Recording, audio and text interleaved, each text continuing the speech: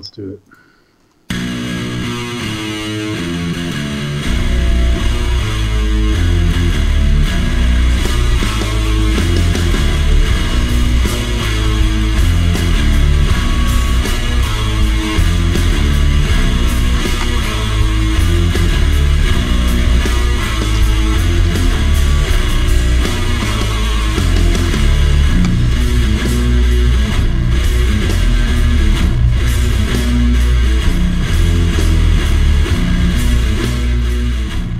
Back again. Feels like it's been a while. Has it? No, it feels like it has been. It's been a couple weeks. That's a while. Yeah.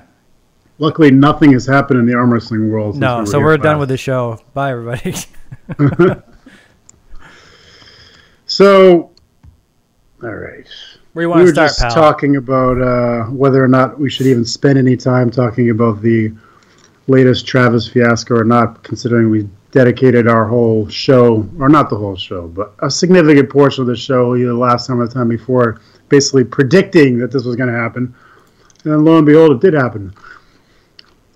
In between, though, I did go to his event, as I said to you, John. I went to the one he did up in Boston. It's been that long since we did a show. And I had a long talk with him about all kinds of stuff, which was interesting. He did not mention the potential that this event was going to be canceled. But I don't know.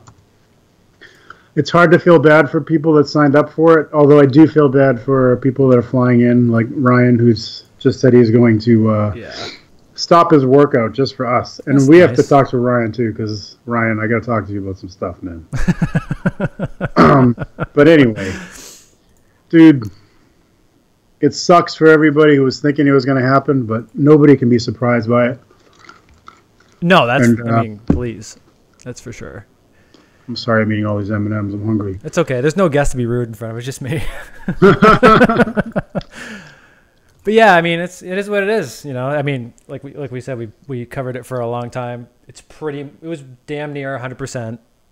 At least there's still a tournament, you know. So at least there's something for people to, you know, if people are flying from overseas, there's something to do. Anyway, yeah. Would you go to that tournament, though? Of course not. I mean, if you had, I'm not you personally, because we know you wouldn't go. Oh. But if you were a person who was in, you know, the Super Series bracket, supposedly after the 25 grand, and this was canceled, would you still make the trip to go down there for his championship event?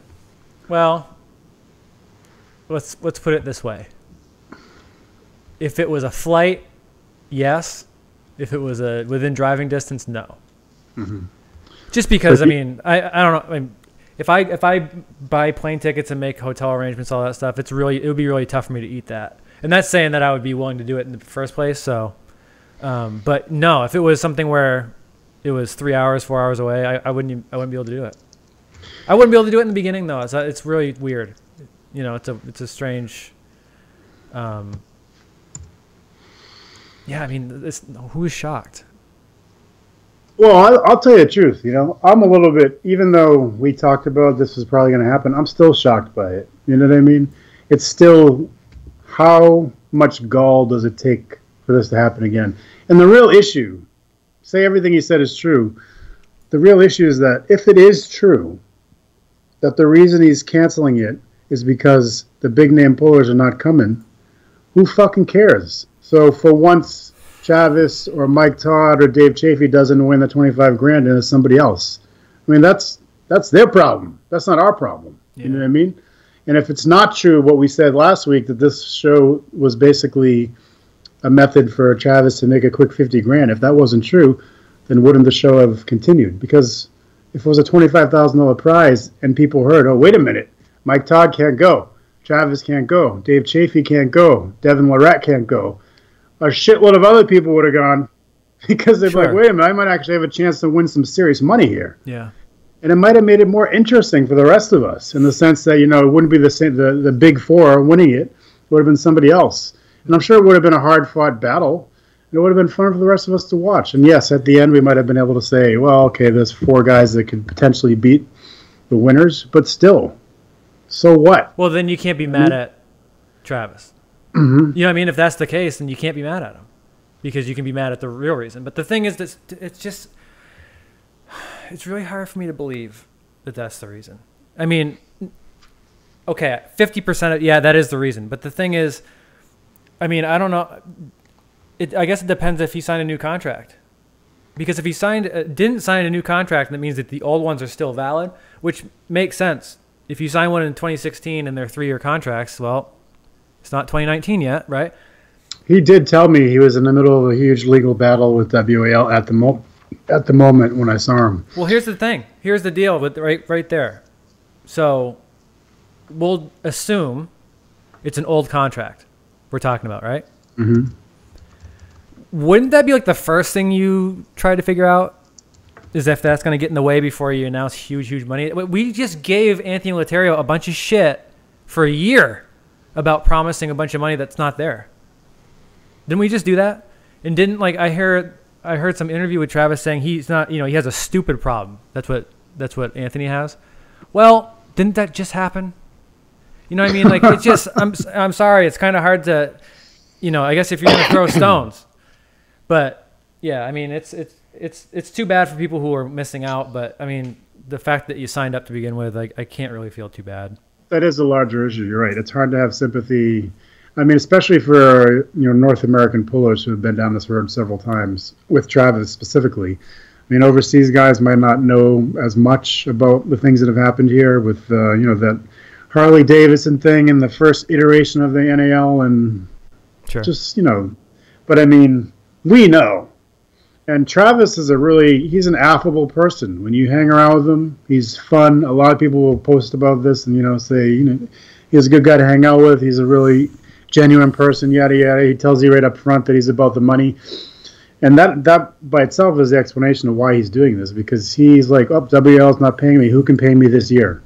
Mm-hmm. And whatever that is, he'll go for it. And even if it completely burns out, like what happened with Rockwell and what's happening with the Scottsdale thing, if he burns his bridges with those companies, his opinion is, well, I'm making $100,000 or $50,000 this year, and that's enough. That's good enough for me. It was the same thing with Biotech many, many years ago. Most people are going to go, who? Exactly. It's happened for a long time. So, yeah, I mean, I don't think there's really much else we're going to add to it. But, yeah. To answer your question, Jody, I'm sure the money went straight into Travis's pocket. I mean, that's money is. Well, that was like my third question, which is like, if this is postponed, which that's what it says, it's postponed. I'll respect that. That means it's going to happen eventually. Like, who's going to keep it? Where's or is it just never? Was it never actually in anybody's hands? Meaning, was it a sponsor contingent on XYZ? That's way more complicated than I can guess. What I thought was the money was connected to the festival, so that if the event doesn't happen at the festival, how can it be given out unless they're doing it at the festival next year, which seems extremely unlikely to me. To me, it'll be like, wait a minute, you promised me you were going to do this, and we're going to give you this big prize money, and now you can't do it. Well, forget it. We're going to spend the money on Demolition Derby instead. Sure. Yeah. So. But yeah. Anyway. Yeah. Yeah. I don't know. And I'm reading the questions here. Most of the stuff is. You're right. I mean, we've all talked about this a lot. Jody talked about it this morning. We talked about it last week. We don't have to spend that much time beating a dead horse. In terms of that. But I mean, if you do sign up, personally, I think you shouldn't go to the event. That's what I think. Ryan's coming over to visit. He's staying at John Brzezink's house. I would focus on that. Go to a couple of big trainings, have a couple of super matches or something like that. Get something out of your time here.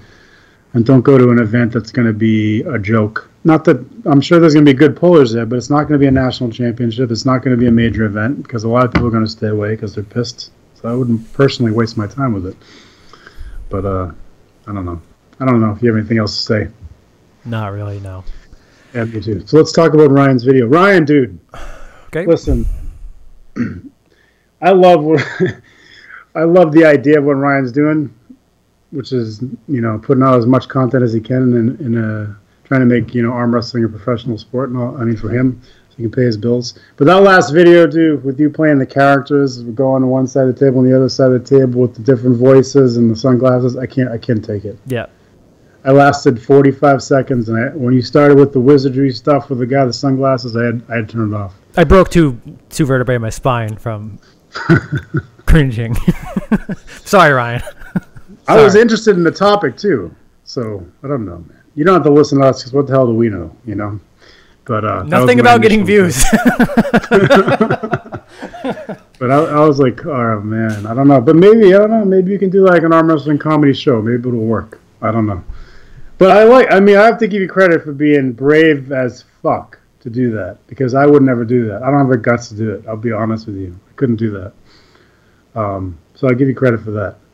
But I would like to know how the rest of the video went. I just, what happened is my brain just like turned off. My eyeballs started to bleed, so I couldn't continue watching it. But, so he's saying, ha, ha, ha, it was gold.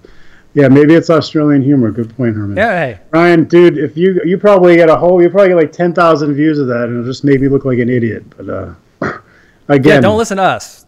Yeah, definitely don't listen to us, because we really don't know shit. But he just auditioned for a movie. So I hope you didn't use one of those characters for your movie audition. Dude. Just be yourself, man. Access to power? It's a bad accent, but... He says he was practicing acting. Well, just remember what you were like your first week arm wrestling, because that's what the video was like. So if you work as hard at acting as you have in arm wrestling in 3 years, hey, there you go. Positive. Well, for me, in 3 years, I would still be mediocre. That's what. That's not. Don't talk about yourself like that. Herman Stevens just said, "I don't know. I first asked myself if white people thought it was funny." No.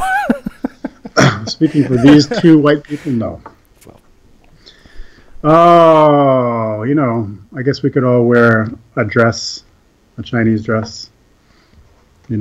That's a big controversy out in the world right now. So I'd let the real world in for a second. Let's kick that out. I was about to say, look at you, Mr. Topical. I was just having an argument about it in my other reality on Facebook. So yeah.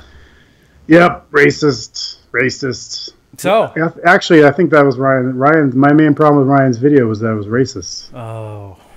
Yeah. So, well, you should do something about that, man. That's not. Yeah, that's not going to fly in America, pal. we have a big problem with that. What else should we talk about tonight, everybody? WAL. Oh shit, that's right. Yeah, let's talk about RVJ first. Can we? Go ahead, dude. That's the RVJ I want to fucking see, man. He was a Terminator. Right. That was amazing, man. I had a feeling it was going to go. As I said the week before the show, I really thought Rob was going to do well, but he was amazing. He looked unstoppable. Yeah. So I can't wait to see him versus Storm and him versus the winner of Tolier and match. And I don't know. I think it's exciting, man. What do you think of it? Well, I thought, obviously he looked awesome. I think anybody who knows Rob real well wasn't super surprised that he can look that good, but he looked good. Also, just a comment on the match itself. One of the cleanest matches you could see. Really good setups. Nobody was fighting and cheating for anything. Nicholas is an awesome competitor. Yep. And super dangerous. Oh, yeah. I mean, Nicholas, to be real honest, is probably the way he's built. At the heaviest, he should be 187. Mm-hmm. You know what I mean? He's just not. He is not a 195er. And if it wasn't for Vigent's pencil legs, he wouldn't be either. You know what I mean? Like the fact that those guys were, 2 or 3 pounds different come weigh in, and I know that Vigent didn't cut. It wasn't a cut for him. He didn't even watch it. I think I saw a picture of him. Yeah, he was pigging out right. Yeah, eating wings and drinking a beer before weigh-ins and he weighed in at 198. So I mean, everybody's always shocked to see that, but I've seen it a million times in person. He weighs in a fucking tracksuit holding a coffee at 199. I know. I've seen it 1,000 times, and people are like, "What the fuck?" I know. It's ridiculous. Every time I see it, it pisses me off. I remember it for New England's in 2016. He walked in with a coffee in his hand and a tracksuit. Stands on it. He's 199 and it's a 198-pound class. He goes, "Josh, do I need to go in the bathroom and take this off?" And you're just like, "No, it's fine. It's fine. If you put the coffee down, you probably make weight." But yeah, he looked good. He looked great in the strap too. He did. You know what I mean? He looked like he was very comfortable, which is not something that he was in previous years. So. Yeah, and I texted him afterwards and said, finally, you're actually using the strap. What's that about, right? And, you know, job for trusting your post, because I was saying with the show with Jody, I don't think he should try to hook him. I think he should try to post and then hook if he has to. And that's exactly what he did, because Nicholas has such a long arm, and in the straps especially, he dips his hand down so far that he's just leaving that opening for a good post. And if you just try to hook that right away, you'll probably end up flat. I mean, the one thing about a style like Nicholas is he's built a career off of people trying to hook him because they think they can't top roll. Right. For some reason, people in the sport oftentimes go, well, that person has a really good top roll, I better hook him. And it's like, no, they have a good top roll because people try to hook them. Try to top roll and you'll go, oh shit, this guy might be a little human, you know? And in terms of giving your hand down like that, you're just opening up the other person to post. And you could see it once he posted in the straps, it didn't really go past center. That was actually the match that I felt the best for Rob. I mean, it sucks for Nicholas to a certain extent, but I mean, because, you know, Nicholas was like, wham, and Rob was just sitting there happy. He was like, I got this. It was just good to see, you know? Well, what's real nice about it is that, like I said before, you know, Nicholas lost, of course, but you can't be mad at how he lost, and he can't either. He lost, but damn, it was clean. There was no bullshit. You can't argue. There was right. You know, it was a great win for Rob, and it was a nice clean loss for Nick. So, because that sucks. You know, that sucks when you walk away and you go, shit, like you watch it back later and you go, oh shit, I could have had an opening here if it wasn't for this missed call or something. There was none of that. It was good to see, actually. I think the refereeing was much tighter than what we've seen in previous years. So that was excellent. The Nick Zena match was the most frustrating for me with Mike Todd, because I think, you know, you can say whatever you want about Mike, but he really is, I mean, speaking of wizardry, he somehow is able to get everybody to the same point where they're just sitting there and draining. The first match, I was like, that's exactly what Nick needs to do.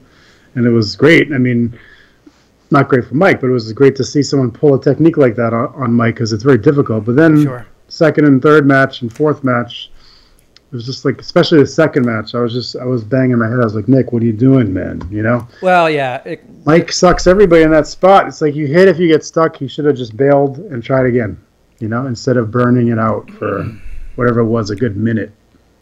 Yeah, you know, it's just that move. It feels a lot more uncomfortable than people give it credit for. Because, like, you know, I can tell you how to beat it. I can tell you all day right now how to beat that move.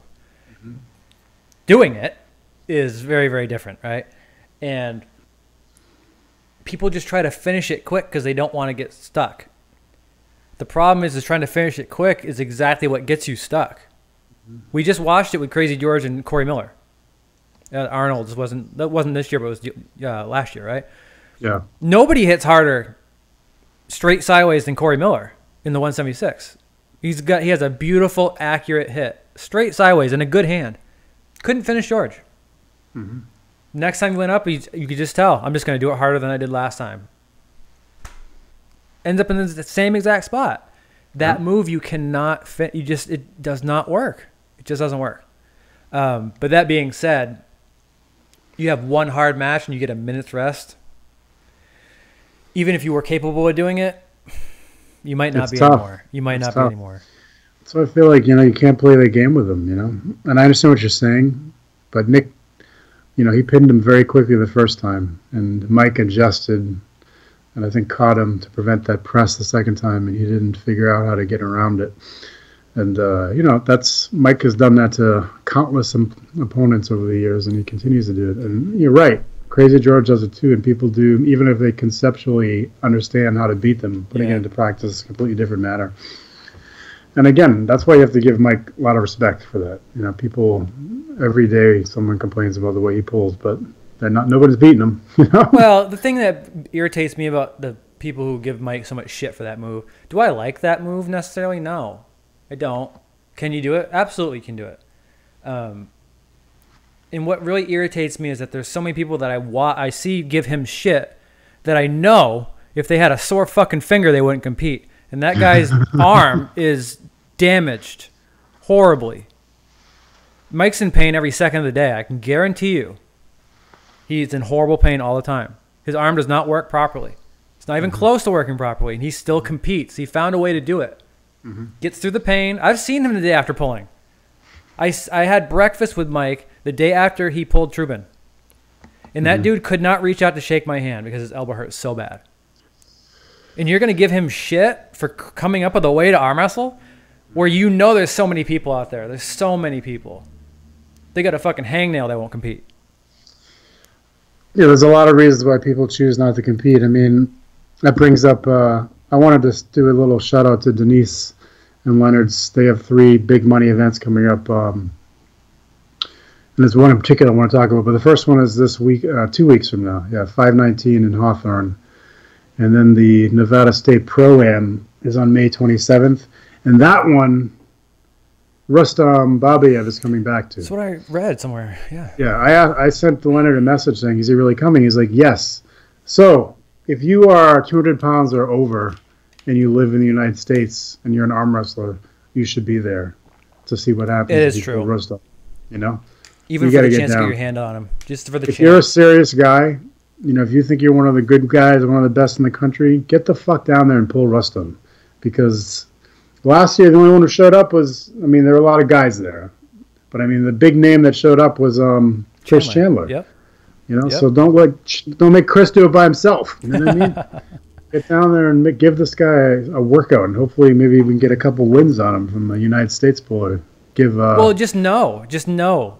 Exactly know where you stand. I remember Todd Hutchings years ago. I saw an interview with him, and he said, you know, if you have a chance to get in the class with someone like Ron Bath or Dave Randall, well, you know, keep going with the names. Get in that class. Spend your $20 or $25 just to put your hands on that guy. Hopefully, you know, it's a experience that it's priceless, and they have a price, and it's very cheap if that person's at the tournament. It's not that much. It's an extra $20 or whatever. So I agree with you, for sure. Get down there and pull them. It looks like Trubin's going to be there too. Or Trubin's going to be in Hawthorne. So Trubin's going to be the one on the 19th. Damn. Wow. We're getting some big names coming down here, man. Yeah, John Cervantes, I would love to see you in Rustam. That would be fun, man. I bet you would hang him up. It'd be fun to watch. But anyway, I mean, if you live anywhere near there, I can get a cheap flight. It seems like you should just go, you know?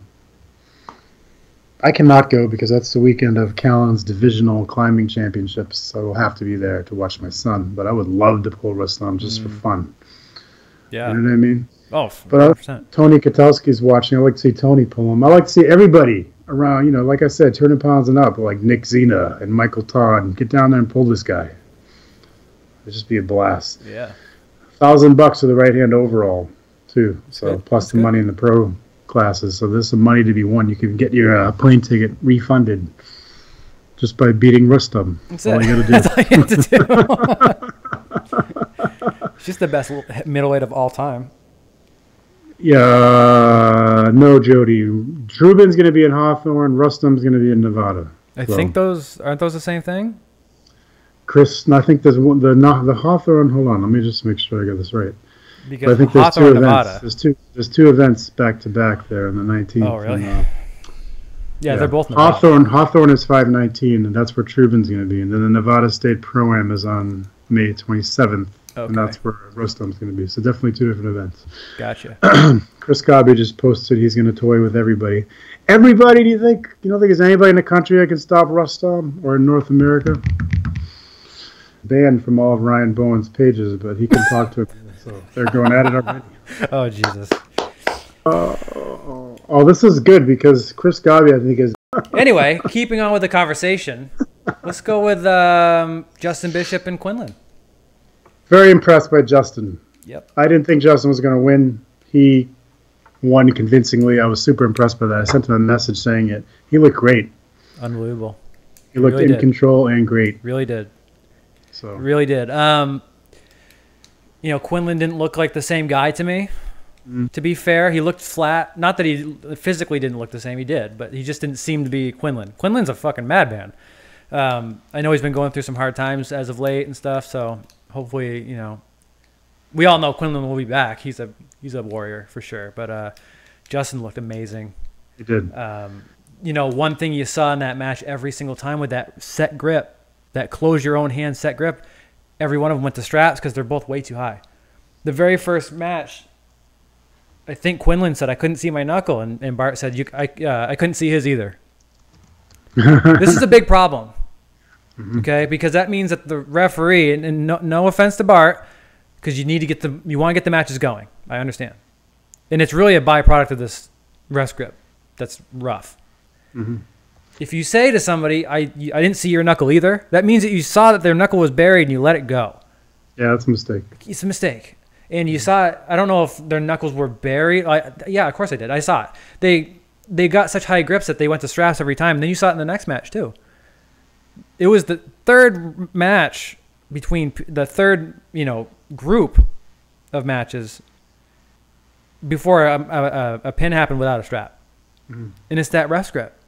And it hurries people along. You could easily foul everybody out of every match with that grip. It's rough, man. It's rough. You know what I mean? Just because it creates anxiety for everybody. Close your thumbs. Close your hands. Go. Before you know it, it's too much for anybody to handle in the call. But, yeah, I mean, Justin looked amazing. Straps. I was like, man, in the strap, you never know. Quinlan's strong. And his arm is strong. And, you saw Justin kind of push into his arm a couple of times, and it didn't move much when he kind of went inside, Yeah. But he was just able to come back out and kind of have that balance, like really perfect control. I was super. Yeah, his hand was impressive. Ridiculous, man. Because to be able to get control on the strap and then come back inside and then kind of take half of it back just enough to win, that's some serious control. You're not talking about someone just ripping someone's hand open. That's somebody like saying, okay, I need a couple more ounces here and having it. Like real awesome stuff. Could not be more impressed with Justin on that one. Yeah, I agree. And, I think it's that part of it is cool that people are getting serious about it. They're training their asses off and they're giving, he obviously was ready to murder people at that. So it was, I don't know. What were the other matches that we missed? Next one was Cobra and Max Tobin. That one did not surprise me. Like I said, Cobra was not in shape at Nationals a couple weeks before, so I was not surprised by the outcome of that one. Yeah, and I get, it's not. He just doesn't look the same, and I don't know if it's lack of preparation or the body's just not cooperating anymore. The way he's pulled for that long, there's bound to be problems in your joints. Yeah. If you want to talk about broke arm position, Bill Sinks and Cobra Rhodes, those two guys, And they used to have wars like that in the 76s back when Bill could make that. But, you pull like that for a long time, and before you know it, your elbow is a problem and your shoulder's a problem. And I think, this might just be hearsay, but I think I remember a few years ago, or at least a couple years ago, talks about that he was having some shoulder issues. Either way, good job for stepping up because Max was quite a bit bigger.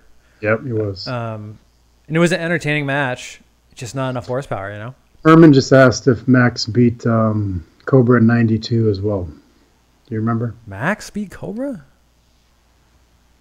I have no idea. I don't think he's been pulling that long.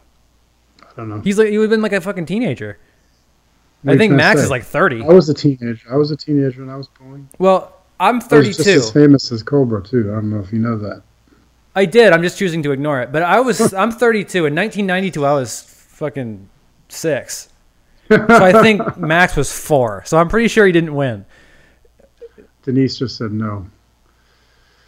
Mark Ames said there's no problem with Cobra's load. Mark Ames is one of the guys that beat him at Nationals, so he pulled him recently. Mark Ames is a great puller.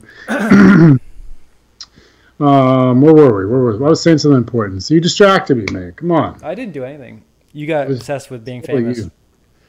We're missing it. So yeah, that was a good match. What's the next one? In Carnegie, Tom Nelson. Maybe either that or we'll go with that one. Not shocked with that one. Ian's huge and strong, and I don't know how much. It didn't really look like to me that Tom was making this gigantic effort to come outside. It seemed like he was pretty content going arm to arm, and that's I don't know. Ian's not weak. You know, he's strong. He's a strong guy. I heard people saying different things about how, you know, Tom looked and how he was acting and whether or not he was taking it seriously or not. But I don't know. I thought that he was going to be better prepared. You know, who knows how much time he had to prepare for it in general. I don't know when he found out that he was going to be on the show and how much time he had to train and all that kind of stuff. But, yeah, I was surprised by how that turned out. I mean, you're right. Ian's much bigger, and he's a very strong guy, but I thought that Tom was going to pull that one out. Yeah. I did not. I didn't. Did Ian really? He didn't weigh 427. No, he didn't. I'm sure he did. 427? He's a big motherfucker now. Holy shit, man. That's ridiculous. I don't know. I would probably guess I say probably, you know, mid threes. I don't know. But he's big. He's a big boy, and he's as big as I've ever seen him. So, and he's not weak. He's a strong guy. Clearly, he's not weak. You know? I mean, that's ridiculous. We need to get this guy some Jenny Craig, man. To get Ian on the show, we can discuss nutrition. Yeah, absolutely. So. And Mitz versus Bangsum. Is that what it is? Yeah. Tomorrow? Yeah. So, pretty much how I thought it would. Pretty much how it went the first time they pulled. Still a great match. Mm-hmm. They were serious. Man, Tamara, if Tamara could just keep that hand and I didn't actually on her see side that of the table because my you guys probably all had this problem too, that this feed was breaking up like crazy for me during that match. So I only saw one of the matches. Yeah, I think I made a post saying they're stealing our gimmick because the broadcast was down. It's like, let's talk about that for a second. Okay. How the fuck? Oh boy, language. You come back and say you're going to have like this incredible elite show, and A, it's not on Turner, and B, it's on a streaming service that no one's heard of, and C, it doesn't fucking work.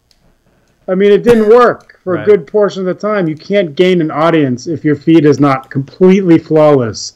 Because everybody, especially us, we're idiots. We're rabid fans. We keep sitting there staring at the buffering symbol and kept watching it. But if you were just a casual person coming by and saying, arm wrestling, what's that?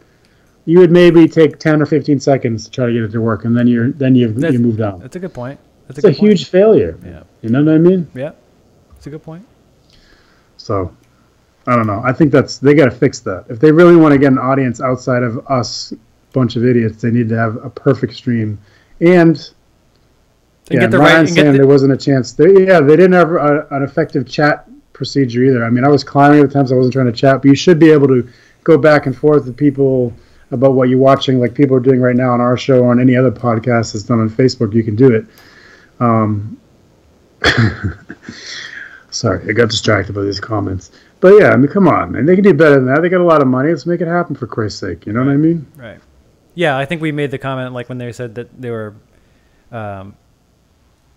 broadcasting the turn. I'm like, well, then we found out it was an app, and I'm like, well, that we broadcast too. Like, doesn't mean we're. It's not. That's not what we signed up for. I don't think. Would you sign a contract to watch this show? I don't think you would. It's like, we broadcast. Herman says the only reason he watches this show is so that he can talk smack, which is totally valid. I'm fine with that. I'm fine with it too. I have no problem with that, Herman. Okay, so here's a little. I think I shared it. I didn't share this video with everybody, but Jerry Cadorette and Travis Bagent had a super match of sorts at the Bagent event. Now, keep in mind, there was no money on the line, and the Bagent had pulled some number of people at the Gillette Stadium the night before the tent thing he does. I don't know how many people he pulled. But anyway, Jerry looked really good, and Jerry went right through Travis 3 times like it was nothing. And we have the video of Devon doing his Jerry Cadorette training. Has your opinion changed on this match at all? No, I agree. It hasn't. I'll be very, very, very, very surprised if Devon can beat him, and I'll be more impressed if he can stop him. I just think it's a matchup thing. I think I just think Jerry's a fucking train right now. I think he always is, but I think if he's, if you're gonna tell him, Jerry's one of those guys. I've known him for a bit. He doesn't really give a shit about, hey, we want you to pull this guy. He goes, yeah, okay, I'll pull him. Mm-hmm. He does, whatever. But if you tell Jerry, hey, I think that guy's better than you are, it's a different guy. Mm-hmm. And you know that there's a lot of people that think Devon's better than Jerry and they can beat him. So I think that brings out a different guy. Probably brings out a different level of training, because I don't think, Jerry's a 365-day-a-week guy when it comes to arm wrestling. And I just think the style that he's going to force Devon into, I'm just not sure. I don't think it's good. I totally agree with you. And he has been, you're right about Jerry not being a 365-day trainer, but he's been training his ass off up here for the last 2 months. That's what I mean. He gets if you give him a goal like, hey, I think this guy's better than you and I want you to prove it in 2.5 months, I think Jerry knows exactly how to get very, very strong. Ryan just said that Devon can dive deep enough to put Jerry on a top roll, but Jerry's top roll is insanely strong. He can dive deep enough to get him in a top roll? I don't know what it means. I'm just reading what he said. But Jerry's top roll is great. I don't know if you remember that video from way back when, him top rolling Dave Chafee over and over and over again. He's got like a weirdo, bizarre King's move. Yeah, he lets go with the top 2 fingers and just like wrenches. Back. And he's got like a thumb lock technique that's extremely challenging to beat. And Jerry's hook is off the hook too. Yeah, here's exactly what I think. I think if they want to go into a hook, I think Devon can win. I really do. If it goes wrist to wrist, yeah, Devon has a real shot. The thing is, are you strong enough to make Jerry not flop? That's the real question, because Jerry, when it comes to that upper 5% of arm wrestlers, 95% of arm wrestlers, he'll just do whatever you want to do. Exactly. Because he's that fucking strong. But there's that upper 5% where he does not give people a choice. And I don't understand for the life of me, Jerry, why you just don't come out and say, yeah, motherfuckers, I flopped my wrist and you still can't fucking beat me. Because for some reason he makes these arguments of like, well, everybody just tries to take my hand and that's why my wrist goes. And, I'd be happy to go into a hook. No, you wouldn't, Jerry. First of all, no, because there's a lot of guys, if you went into a hook with that you beat in a flop, they'd give you a run. It's just the way it is. But 2, you give up your wrist and you push at them and beat them. Like, I don't know what else. I'd be like, yeah, I'm King Kong. There's no way I could ever do that. There's no way in this world. And if I could, I would tell everybody that I'm about to do that, and then I would do it. You know what I mean? So the real question is if Jerry pushes at you and gives up his wrist, are you strong enough to supinate his hand back? The answer for a very, very large percentage of human beings is fuck no. You're not strong enough. Now, is Devon strong enough to do that? It's a possibility, and I know he knows what to do, but I just don't think so. I just don't think so. I'd be very shocked. I'd be very impressed. I'd be the first one to congratulate, but I don't think so. No. I agree. Well, it's not too far away. We're going to see. And when is it? May something. May 17th. Oh, shit. That's coming right up. Yeah, it's a Thursday. Yeah. Luke Kent is watching with us right now. He has a match on that one versus Tom Holland. How do you see that one? Really? Yeah. Oh, wow. Luke Kent versus Tom Holland. I'm guessing right hand just because they all seem to be Everything's been right hand, yeah. Luke Kent versus... Oh, wow. That's a good one. Mm-hmm. Oh, shit. That's a good one. That's a good Luke, one. Luke, flash him. Flash him 3 times, Luke. Because, oh, shit. Tom Holland is a 165-pound Devon Larratt. Mm-hmm. It's just the way it is. He's tall, he's long, and if he stops you, his endurance is super, super good. And he's good everywhere. But 6'3". Yeah, right. He's he's 165 pounds. Yeah, he can make 65 anyway. Wow, that's a good one. They both have stunningly fast hits, too. Yeah, and the thing is, there's very few people, I'm guessing on both sides, but I just know from on Luke's side because, he's an American arm wrestler, so I've paid more attention. Is that rarely do they get people in their weight classes with the same lever. Luke's not short. And Tom's going to be able to match that. Think back to when Luke pulled Snook at Arm Wars, suddenly you have this guy who is your length and everything, and all the lever advantages and stuff don't really work as well. So that's what makes it most interesting. I think, man, that's a good one. Mm-hmm. Fuck. I am gonna say Luke Kent. I'm leaning towards Luke. Mm-hmm. Flash and 3-0. Chris Gobby's being mean. Chris Gobby's never mean, so I'm surprised by that. Holland is like Should I John start reading Brown, the comments? good. Huh? He said Holland is like John Brown, but good. Oh, that's fine. That's actually funny. Well, it's not, John's left hand is it's not bad. Back. Chris lost to me. No, them's fighting words. My left might be able to win like a 154 novice class right now. That's something. Mm-hmm. That's something. I can put my elbow on the table. I can get to center, and I can pin. All right, here's a technique question for everybody. Let's help Tomas out from Chile. He says that he needs advice. He has a vendetta coming up, okay, and if he knows if he can get in a hook, that he will win. The guy is a Latalin-style anti-hook, top roll, long arm, huge hand. Tips on the initial grip, he asks. Tips on the initial grip. Okay, well, you want to start? Thinking. So he thinks Latalin-style grip. Wow. So I'm guessing that means he has a longer arm than Tomas, which you're going to have to make him drop. Problem is that the guy's already going to be grabbing him low, so grabbing low to try to instigate the hook is not necessarily going to be effective. Okay, I got to find the comment. I have to read this. You got to read it.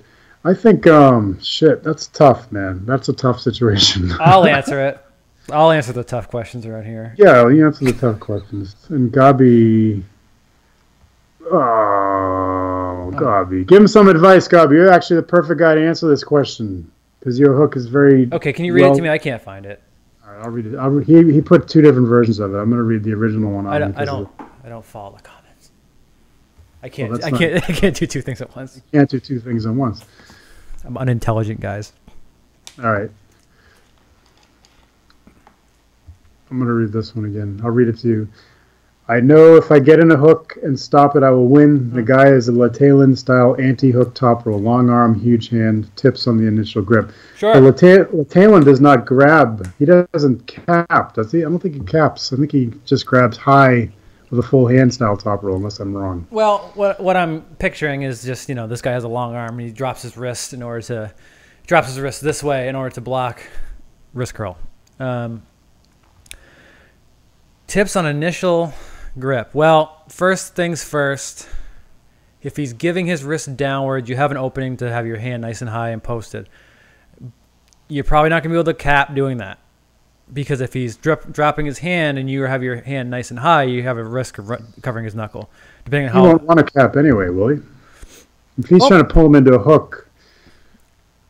The thing is, he might not... Tough. It all depends on this guy's top roll, because you need to know more about it than just what he said. I mean, how powerful is his top roll? Is it stoppable? Well, here's the deal. So there's lots of layers of this. I'm going to sit back and break it down. Sit back. Break it down for you. Let's break it down. So your wrist being nice and true up posting is what's important here. And he's going to give you that if he's dropping his wrist.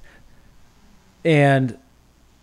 advice number one, unless the guy is just significantly weaker than you, do not just shoot for a hook. Because this is what this guy does his entire career, it sounds like. And that's probably going to end up bad for you, because you're going to end up flat and he's going to pin you. Unless he's just not even close.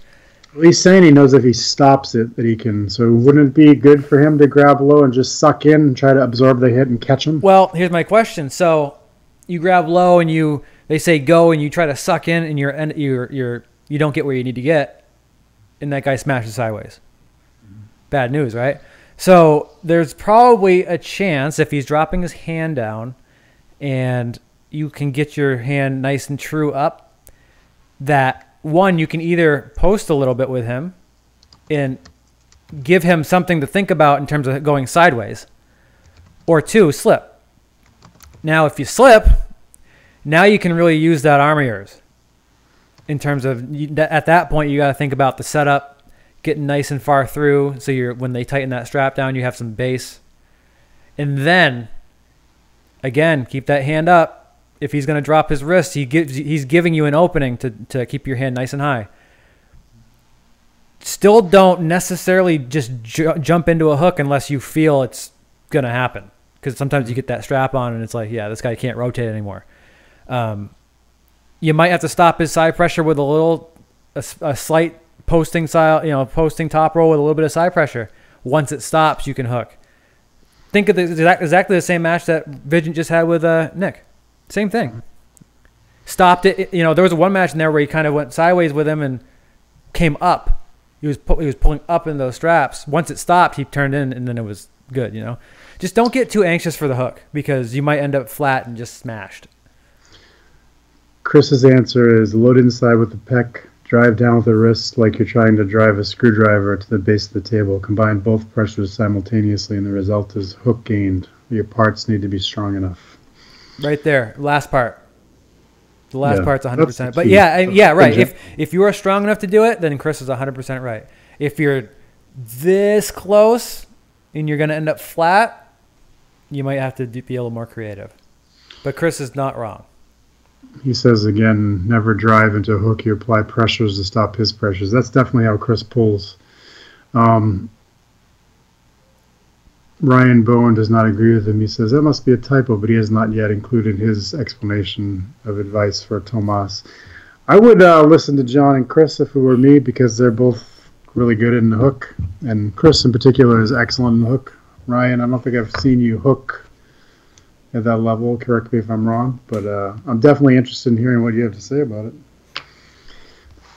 I would never give anybody real advice on using a hook. I'm still a beginner in using it myself, but I love the move. I love the technique, and I love talking about it. Well, I had a unique experience with the hook before my surgery, which I had a decent hook right-handed and absolutely fucking none left-handed. So I know how to play inside of those things, So, sometimes you just need to.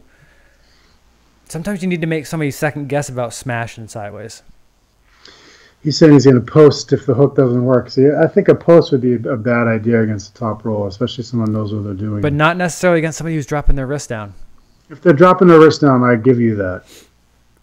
And that's how that's what it sounds like this guy's going to set up like. Yeah, if his hand just starts to turn in and his wrist drops, then a post would work. But if he's doing like a finger war style top roll, then post is not correct. A bad idea.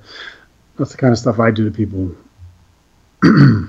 And the reason you do it is because your arm's taller. So when you post and the other guy posts, right, you get to the top of the baseball bat sooner. Like Chafee beat Trubin, he says. I see what you're saying.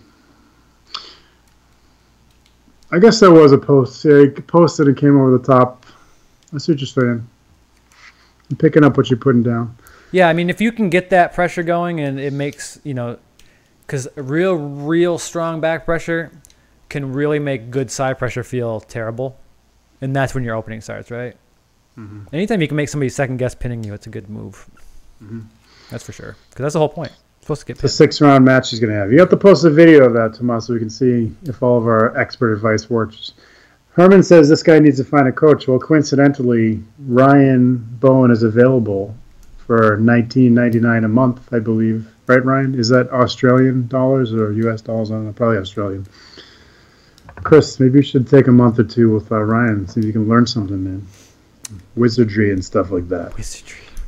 I would love to see a video of a Skype conversation between Ryan and Chris where Ryan is trying to coach Chris. That would be amazing.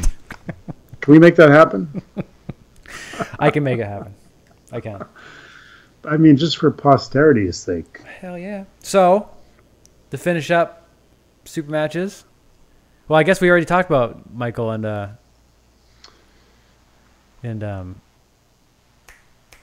whoever he Xena. But no, that was actually something I thought about. There was it was I think I had a conversation with somebody at training. My memory is really good, guys. I think that you're working so hard on your shoulder that your brain is starting to rot away. You need to do some crossword puzzles or something. Oh, let's talk about some more of these other matches. What about Jordan Silva versus Craig Tullier? Great match. Craig. I'm going to go with Craig. Right now. I go with Craig. And WAL especially, it's hard to pick against Craig. Yeah, Jordan's super dangerous. Awesome hand. Grip's very unique. He never caps. His style is really unique, but I think it's not a positive unique for Craig. He's very square. And in terms of Craig basically being a speed and side pressure puller, I don't know if that's a good combination. I'm going to go with Craig. I think you're right. That's what I think. I don't, like I said, and one thing you can say is that Craig has absolutely mastered the WAL rules. And oh, that's for fuck sure. That is for sure. It'll be interesting to see what he's able to get away with off the start, because I think that'll play a huge difference in the match. I mean, I feel like Jordan's power level is probably, I don't know, maybe a little bit more than Craig, but Craig's hit and the way he hits with a little elbow jump is really hard to stop. Yeah, I don't think. So, I think Craig's just going to win. Period. I really do. Very tough man. I agree.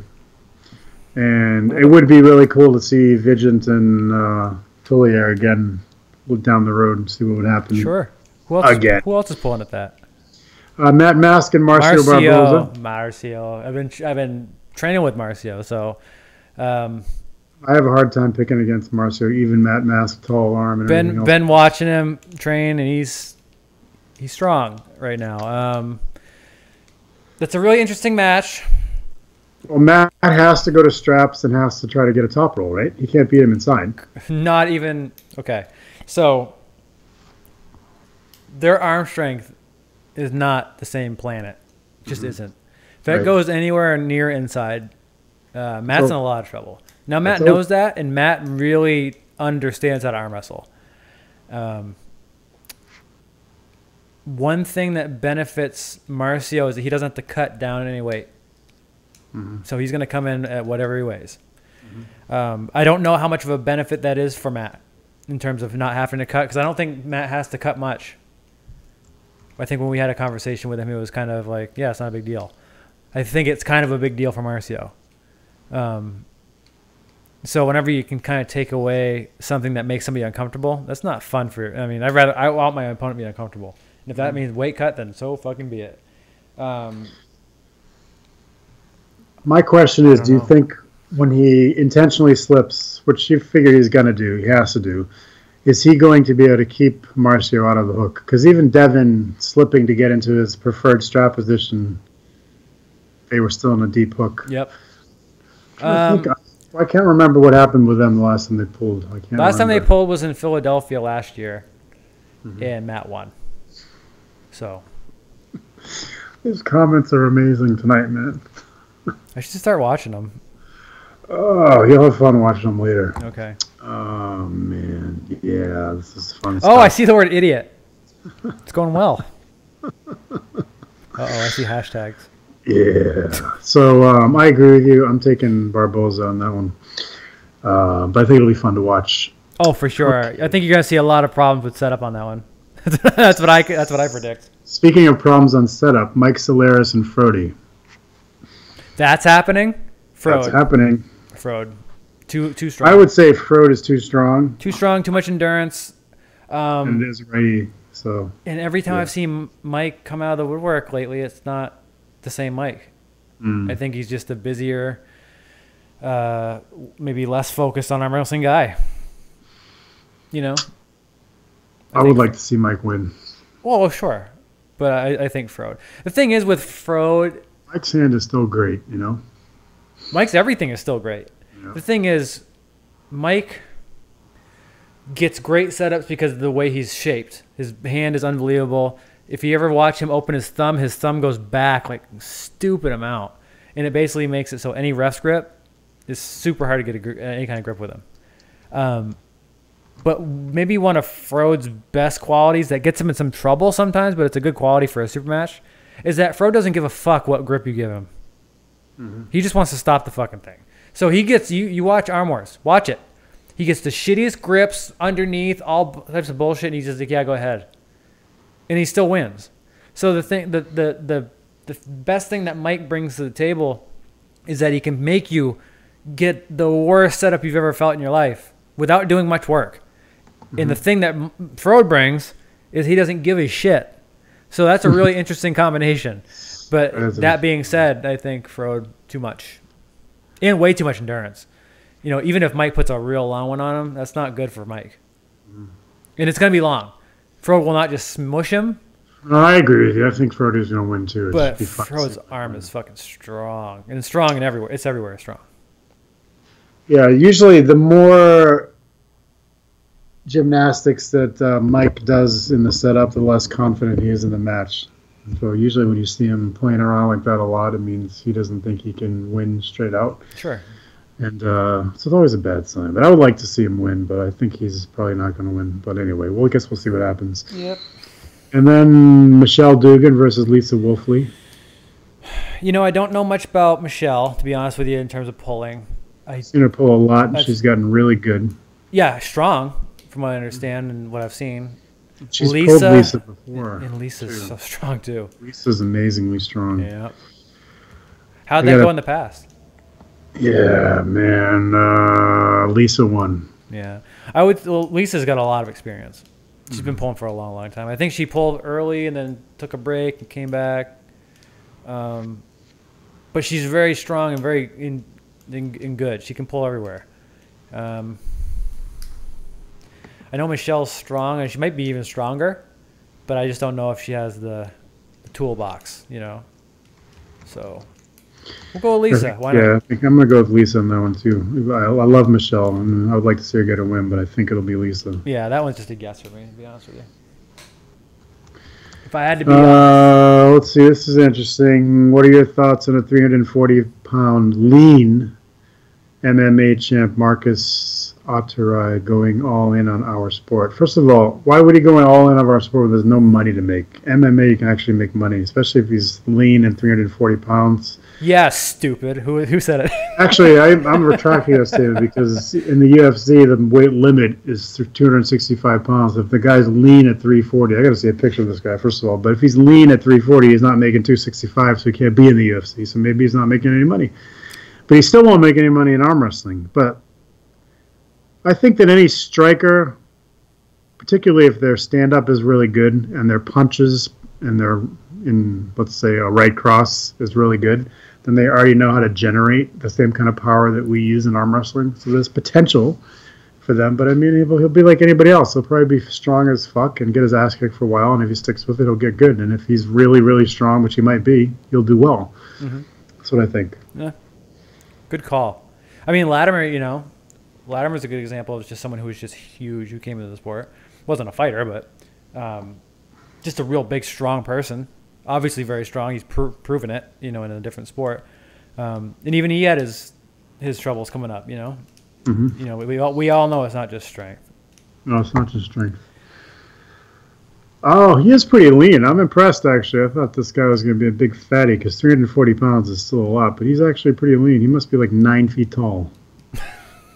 That by itself, if you're too tall, I think it's not good. It's not good. You end up either leaning way the hell over, or your knees are on the other side of the table because you bent them so much so you can get down on the table. It's, you know, after like say 6'3", 6'4", height is a deficiency, I think. Well, it just makes you have to. You're gonna have to learn how to arm wrestle a whole different way. It's just the way it is, and it can be. You know, it's like.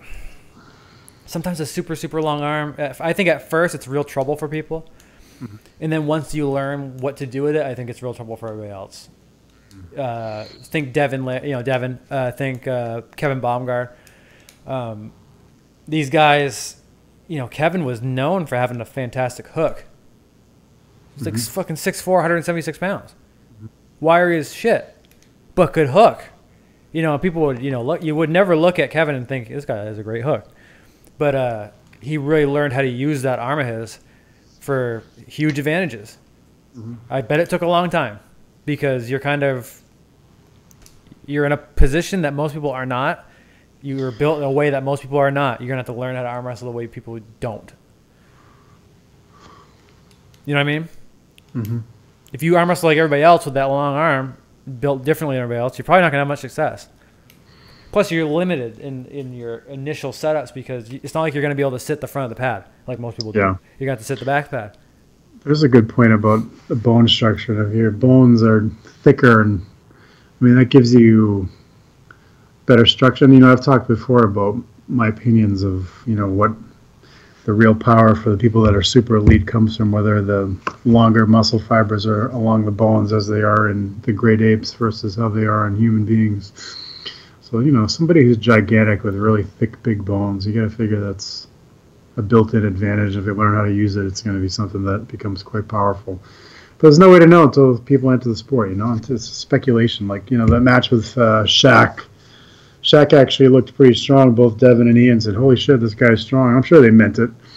And Shaq is gigantic, and he is. He was a bully on the court, and it wasn't all because he was huge. He was also powerful. So people like that probably could do some damage in the sport. It'd be fun to see, celebrity arm wrestling tournaments and stuff like that. But oh, of course, and you just take the fact that these guys, like take somebody like Shaq or LeBron or something like that. These guys are unbelievable athletes.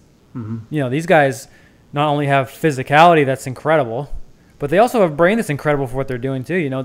These people, you can show them something and they understand it a little further than the average person does, just in terms of body mechanics and awareness and all these things. And then you put that person in training, and they're going to excel faster than most people because they're better than most people physically. I think that's true to a point. I think you could excel.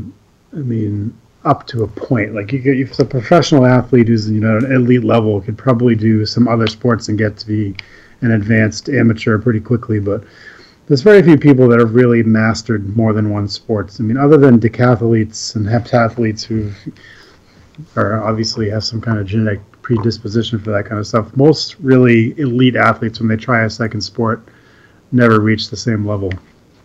No, for sure. Bo Jackson comes to mind. Yep. There's a few guys, but the Michael Jackson playing baseball example is a good one. And Michael Jordan. Oh, Michael Jackson too. A lot of professional athletes play golf, and a lot of them, they get to be pretty good, so they're better than the average person, but they're not going to be elite level. Mm-hmm. Yeah. I had a thought. Corey Dupuis beats Shaq. Devon and Ian were sandbagging. They probably were sandbagging. Well, Devon didn't lose, but Ian did lose, and that's my first thought was like, do you let him win? Probably. Yes, of course. It's hard to imagine anybody who's not trained beating anyone who is trained at this point. Being a gentleman. Yeah, he probably was. What else we got going on, John Brown? I don't know. Do you want to update people on your progress in your arm? Is that something we need to discuss and let everybody know that you're going to be an Iron Man in no time? It's working better than it was. That's about it. Yeah. That's the update. It's working better than it was. Consider yourselves updated. Really, really, to be honest with you, I've been not pulling, my 4 times a week normal. Been, putting it 2 a week. Mm-hmm. And a lot more gym. A lot more gym. And, just because the biggest sufferer from this surgery was range of motion, man. In terms of strength and all that of course, that went out the window. But really, the range of motion's been a fucking killer.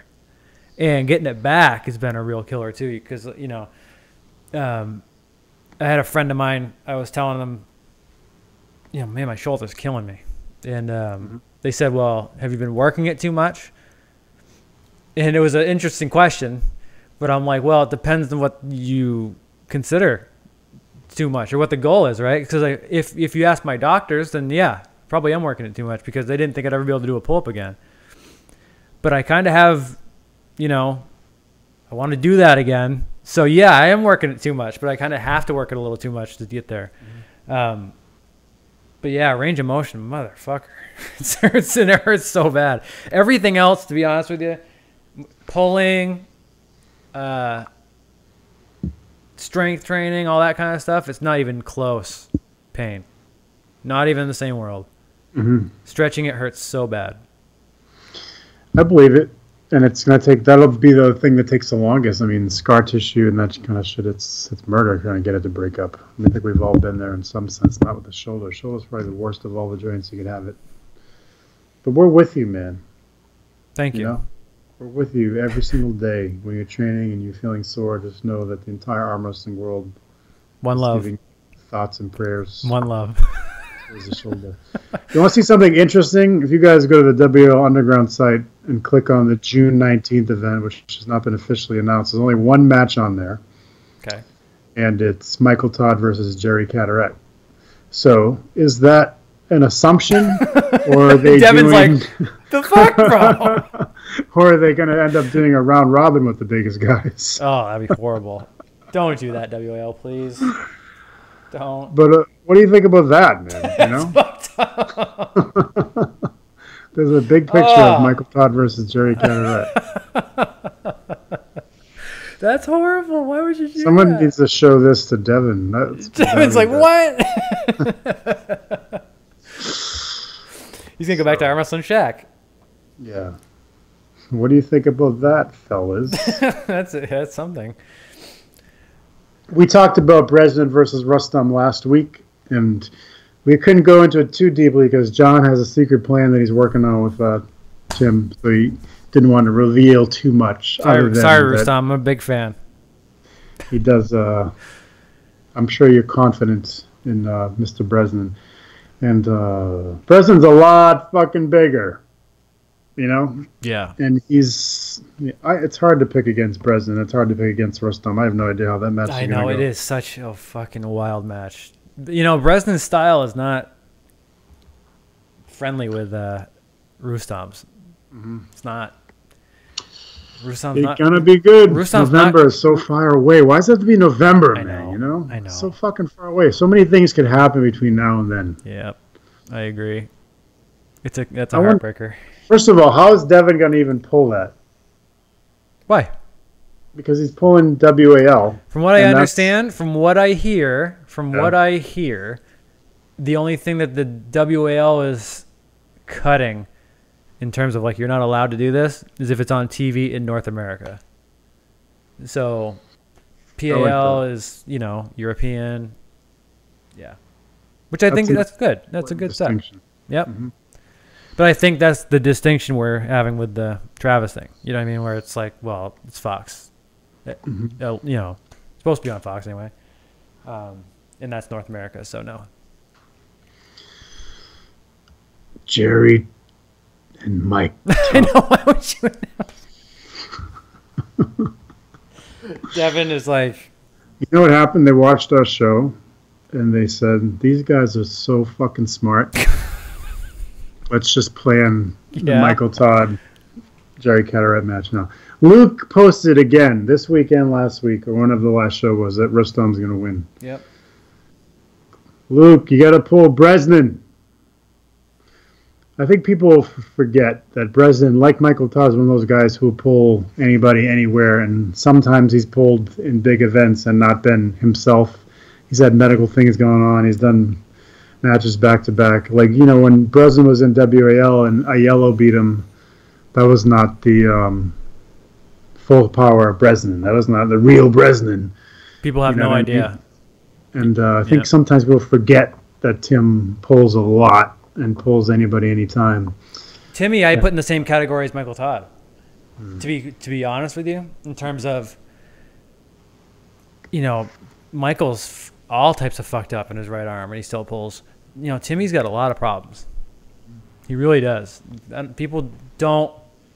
I don't know if they really grasp how fucked up he got when he went down in 2014, and that a lot of those problems are still there. You know, they are. And the fact that he does anything he does is pretty incredible. Yeah.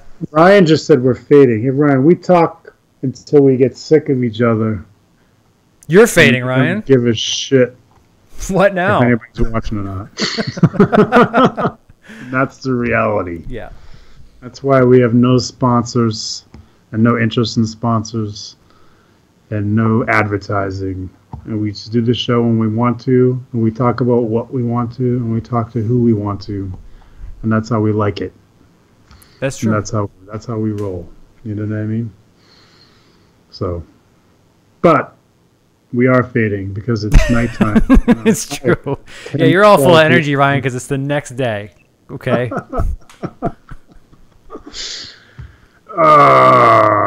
We talked about good stuff tonight, though. Yeah, I think so. I was whining about doing the show, but I'm glad that we didn't. You weren't whining too bad, though. Maybe you were to yourself. I was whining in my normal amount. Yeah. Yeah, it wasn't bad, though. I was climbing earlier, which I think I'm starting to feel that it's really doing a lot for my arm wrestling strength. Like I've developed the techniques in climbing so that I can climb in a way that assists me in arm wrestling angles. I love it. Let me ask you, though. Is it assisting in your arm wrestling health? It is, because, and that's actually the reason I love it so much is because we're like this all the time. Yeah. And in climbing, you're doing stretches this. And everything. Yeah. So you're using the same muscles and you're still doing like pull-up motions basically, but you're always stretching as high as you can. Yeah. And I feel like it's rehabilitative. You know, it definitely, you're getting blood flow in there. An interesting thing that I always mention on this show is arm wrestlers are always shaking their hand like this. Yeah. When it's full of blood, and climbers all shake it down like that. It's like, who's right? I need to know who's right. Yeah. I found that this doesn't do anything. Just get better. Just get better. I think it's shaking your hand feels good. I think that's what we do it. Ben Murray's watching. Ben, come on the show. We're just talking about WAL. No, that's fine. No, that's okay. Don't listen to John. Listen to John. I want Ben to come back on the show with Steve Kaplan. I want to talk to you guys. So come on the show, man. Tell Steve we'll be nice to him at least half of the show. Yeah, right, John? Yeah, half of the crew. I think, anyway, you can watch the show. You know how we feel. Yeah, I'll broadcast and just turn the camera off. Ben was a fun guest when we had him on before. I thought that was a great show. I learned a lot. And I remember it. I think that, Ben, since you're watching, if you guys figure out the feed and how to make it smoother and include a chat feature. And make sure the right name's over the right person. And make sure when they flip Nick. It's important to have the right images. Like, that doesn't look like Michael Todd. What? That happens to everybody. Let's be fair. And we are the last people to complain about technical difficulties on this show, obviously. But I do think there's potential there. And the refereeing was better, which we liked. Mm-hmm. And we're definitely excited about the matches coming up. Mm-hmm. So there's a lot of positivity there. And Steve should come on the show because he'll get a lot of good questions from everybody. And personally, I think no matter how pissed off people are at you, when you come and you take direct questions from the people that are your primary support, it's something that garners respect for you. You know, because people like someone who's willing to face the music. I'll agree with that. That's a good point. So, and he's saying someday, guys. It's like this. So you're saying there's a chance. It's like that Jim Carrey meme from Dumb and Dumber. Mm-hmm. So you're saying there's a chance. All right. I don't have anything else to say, John. Me neither. So we'll be back next week, right? We have some guests. Yeah, we have Scott Wynn. I think Storm is pulling the winner of this last match, which means RVJ. Yeah, Scott Wynn next week. Sorry, I'm answering questions of you. I think Storm is pulling RVJ, but I guess we'll find out. And Scott Wynn next week. Awesome. Sounds good. Yes, all right, guys. Till next time. Yes. We'll have 100% more sponsors. No, we won't. We're not going to have any sponsors next week either. Oh, God, no. Why would they ever do that? Imagine if we had like 7 logos at the beginning of our show. It's just a looping intro. Whenever someone said, "What should I do to train for this guy?" You should use this device. This is the best device. This is what we use at all times, and it comes in 3 fashion colors. All right. Yeah. Till next time.